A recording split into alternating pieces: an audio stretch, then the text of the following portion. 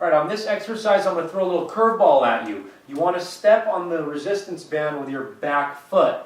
It's one of the very few exercises that we do that. So go ahead, grab the band,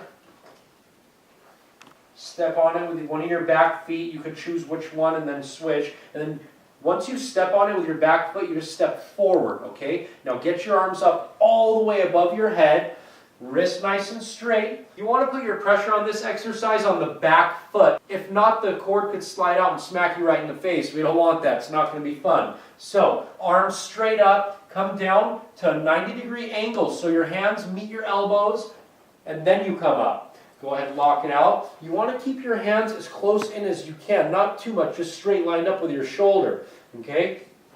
Abs are nice and tight, elbows are tucked in, face he's looking straight. We're getting that tricep work nice and hard. His wrist is not moving back and forth, he's keeping it as stiff as he can. Keep your hands as aligned with your shoulder as you can. I understand this exercise is tough, it's going to be inward or outward depending on how tight your shoulder blade is, but it's not a problem, just try the best you can doing that. Look how he's coming down just till his elbows meet his wrist. And then he's coming up all the way. Keep your arms as perpendicular to the floor as you can. I understand this exercise is tough, so it's going to sway maybe a little bit. Keep it solid. Keep it in your comfortable zone, but as perpendicular as you can with the floor. And then come down right there and then lock it out all the way. Make sure it's a 90-degree angle.